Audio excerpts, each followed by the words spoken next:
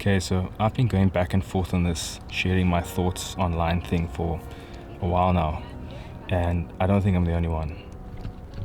Even right now, I'm hiding because there are some hikers close by that arrived, and this just feels weird. The problem is that whenever I get close to starting, then the thought of doing it just feels weird, and then I just make up a million reasons as to why I shouldn't do it. And it's strange because sharing parts of your life with other people is a very natural, human thing, but there's just something about doing it like this that makes me and I think other people hesitate. And I think I finally understand why that is.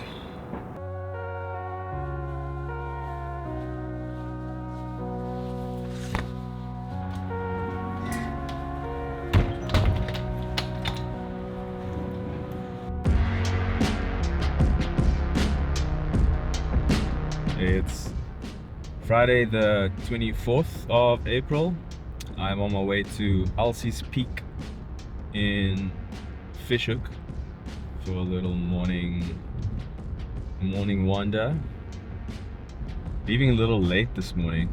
I'm not feeling too good, but I really wanted to get out today and make this video, so here we are.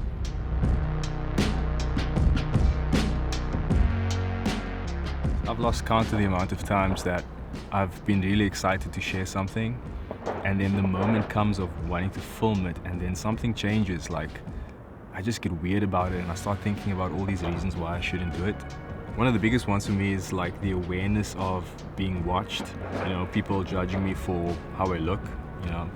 I think I have a very wonky face, and that's an insecurity that I think a lot of people share, but even for me, that's something that has prevented me many times from, I feel like you need a certain amount of courage to be able to share, and then that is one of those things, along with others, that knocks down that courage.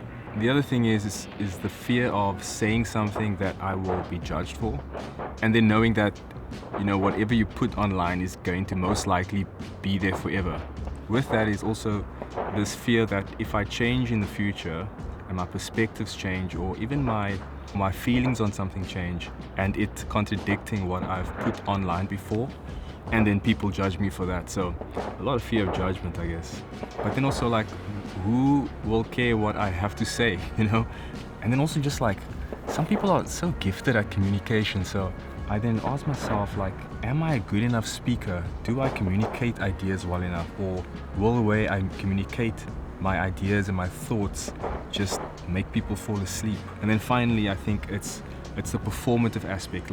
If I do it a lot, will it turn into a performance and become fake? And I think that's something I've always absolutely dreaded, is that I will become this person who I know I'm not, and that the viewer will also see that it's fake and that it's a bit performative.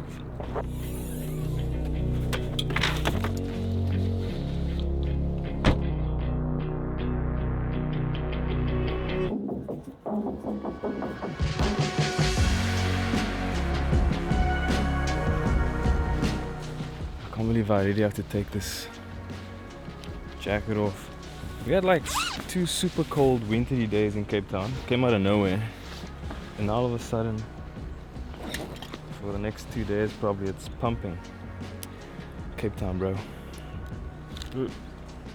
So with the performative thing, I think you then speak and present in a way so that you don't appear in the ways that you fear you will, and then that's what creates performance. Awareness of those things creates performance, and you then start packaging your life. And I don't want to start being someone that presents in a way for being online. I so badly want to be and come across as authentic, and I know that's a bit of a buzzword at the moment, especially on YouTube. It's something I'm very aware of, man. Yeah, and that's probably the biggest realization I had with this whole thing, is not wanting to change and become someone who I know I don't want to be. I can't tell if that's the Navy busy shooting things, or if it's some crazy construction site, but it's banging.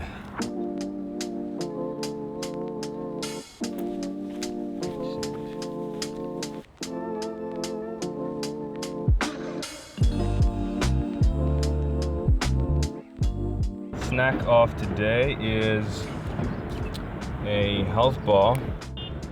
Biome. Jokes, I know it's bio. You judged me when I said Biome. That's crazy, bro. Got like a pink coconutty raspberry inside.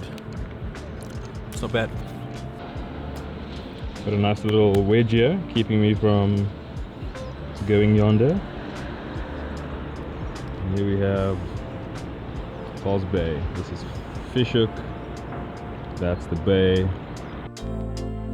I was doing some research on this thing called the authenticity paradox. It was a term coined by a professor named Herminia Ibarra. And what it describes is the tension between being true to oneself and adapting to new effective leadership behaviors. It's the challenge between balancing authentic self-expression with the need to change behavior for career growth or effectiveness. And basically the way I understand that is, the more you try to be authentic, the more aware you become of how you are coming across, and then you need to make this decision: do I stay true to what my definition of authenticity for me is, or do I change and adapt and try and find, I don't know, a hybrid to what's effective but also what feels authentic to me. Okay, here we go. Super late start today, but that's always the thing about sunrise hikes, is that you want to get to the top and enjoy the view while the light is still noise, but then you'll get like spots like that along the way where you just want to hang out, but then you know it will affect your experience when you're at the summit. Yeah, it's just one of those things. Oh, finally some signage. Elsie's Peak. That way. I think the biggest shift for me in how I started to feel different about doing this was this idea of where you place your security. In a sense, when you're talking with a friend or a loved one, no cameras around, you are able to share deep, intimate thoughts with that person because you feel some sense of security in them and in that relationship. Like, you feel secure enough with them to share that. But when you talk to a camera and that friend is essentially not there, you have to be very secure in yourself in order to convey that message authentically, convey it in a way where the person on the other side of the camera will get it. And you need to believe in needing to communicate that thing, and the only way to do that is to be secure in yourself. And I think that was a major shift for me. The other thing I realized is that not everyone has to care what I have to say, and I think one fear that I have is someone critiquing me, and I don't think that's necessarily a bad thing. Some critique you can actually take on board and you can become better. What I've heard a lot of people say, and what I agree with, is that my voice will eventually find its audience. And this is a very normal thing. Like, YouTube is like the new television, I guess. But even back in the day, people would choose what they want to watch. They would choose a genre, they would choose a type of show. They would choose one show over, or one talk show host over another talk show host, because they just like the one person's perspective or character more. And that's a very normal thing. And so I think eventually, yeah, you'll find your audience, and also just like being critiqued is a part of life, and you kind of just have to get on with it. And most of those people you won't even come face to face with, so why let them rent any space in your head? Finally made it. Just when you think you're gonna have a lovely time surrounded by nature, get this. I haven't done this hike before, so all of these structures, it's all pretty new to me. But we are here, and that means coffee time.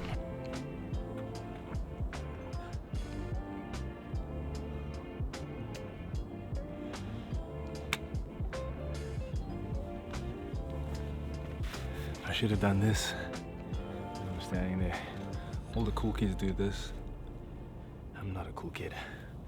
Clearly not a cool kid. Okay. You know, I think the greatest fulfillment that we can have in life is to believe in something and to build something that is greater than oneself, and also that's in service to other people. And I think if that's your North Star, is helping people or doing something that's bigger than yourself, it gives you the motivation to press through when things do feel weird and awkward. And I think that's what helps me press through in sharing parts of my story or my thoughts, is that hopefully it can help even just one person. I think at the time of making this video, I have about 350 subscribers, and I always just think, you know, if just one person can take something small, some nugget from this, from my experience and my learnings and my failures, then it's totally worth it, dude. Like, it comes back to that being in service to other people. It's a real good feeling, and I think it's a very underrated feeling.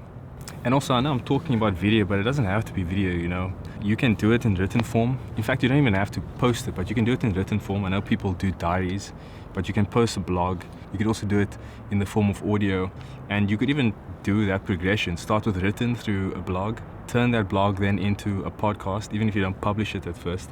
And later, that same writings can become video. And so there's a way to sort of slowly get over the fear if you want to move towards video, if you feel like you're called to do video.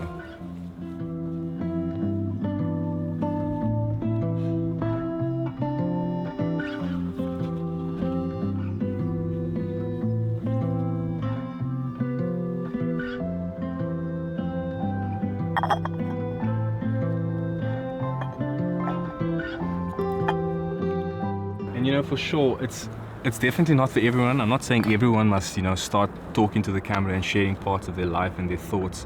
What I'm saying is that just because it terrifies you, it doesn't mean you shouldn't do it.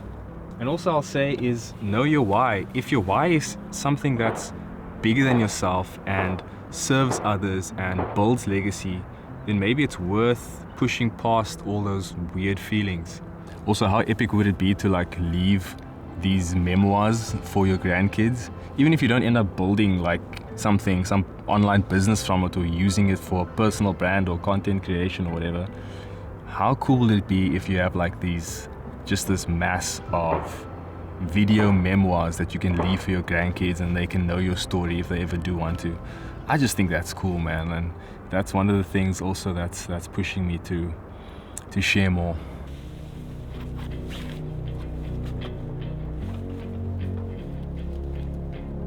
I don't think I'll ever feel completely natural doing this, because I think ultimately we are built for human connection. And I mean like in one another's space, human connection. But I think I understand those feelings a bit better now, and I see the value in sometimes rising above it. Yeah, that's it for this video. If you've made it this far, thanks for watching. Remember to get outside a bit more often and love and be kind to the person in front of you. You never know what people are going through. Anyway, bro, I'll catch you in the next one.